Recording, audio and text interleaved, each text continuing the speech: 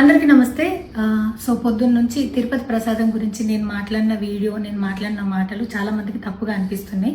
So explanation ఇచ్చే ముందే ఆ మాటలకు ఎవరన్నా హట్ అయి ఉంటే డెఫినెట్గా సారీ చెప్తున్నాను. అండ్ నన్ను రెగ్యులర్గా ఫాలో అయ్యేటోళ్ళకు నాకు వెంకటేశ్వర స్వామి ఎంత ఇష్టమో తెలుసు. యూట్యూబ్లో, ఇన్స్టాగ్రామ్లో 3 నెలలు 4 నెలల సంధి శనివారాల వ్రతాల గురించి, వాటి డీటెయిల్స్ గురించి నేను చెప్తూనే ఉన్నా. అవేవి దేని గురించి ఎవరు మాట్లాడుకోలేరు. అన్ఫార్చునేట్లీ దీని గురించి మాట్లాడినరు. ఏదైనా సరే తప్పు జరిగింది నా సైడ్ నుంచి. నా మాటలు తప్పుగా ఉన్నాయి తప్పితే నా ఇంటెన్షన్ అది కాదు. మేము రిచ్ అని అన్నది 10,000 L1 క్యూ లైన్లో నిలబడ్డప్పుడు, పొద్దున ప్రసాదం తీసుకునేటప్పుడు కాస్ట్లీ లైన్లో నిలబడ్డమని ఆ ఉద్దేశంతో అన్నాను.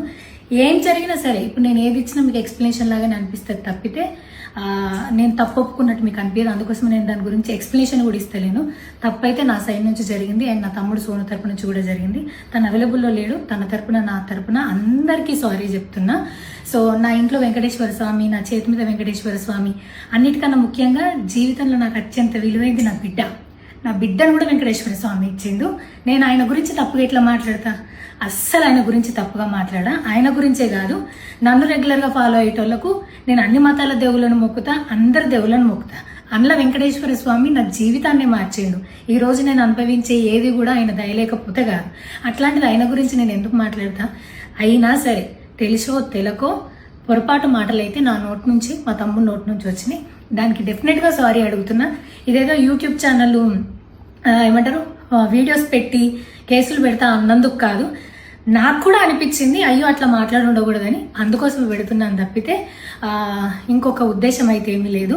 నేను మళ్ళొకసారి టీటీడీ మెంబర్స్కి అండ్ నా మాటల వల్ల హట్ అయిన ప్రతి ఒక్కరికి నేను నా తరపు నుంచి సారీ చెప్తున్నా.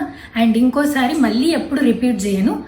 సో నా సారీని యాక్సెప్ట్ చేయండి. నన్ను రెగ్యులర్గా ఫాలో అయ్యేటోళ్లకు నాకు వెంకటేశ్వర స్వామి అంటే ఎంత ఇష్టమో తెలుసు కాబట్టి వాళ్ళందరూ నన్ను నమ్ముతున్నారని కోరుకుంటున్నా. మళ్ళొకసారి ఎక్స్ప్లెనేషన్ కాదు, సారీ చెప్పినంత మాత్రాన తప్పు ఒప్పైపోతుందని కూడా కాదు. బట్ నేను చేయగలిగింది ఇది ఒక్కటే కాబట్టి మళ్ళొకసారి అందరికీ సారీ. అండ్ డెఫినెట్గా ఐ ప్రామిస్ ఇంకోసారి ఇది రిపీట్ అవ్వదు. Thank you.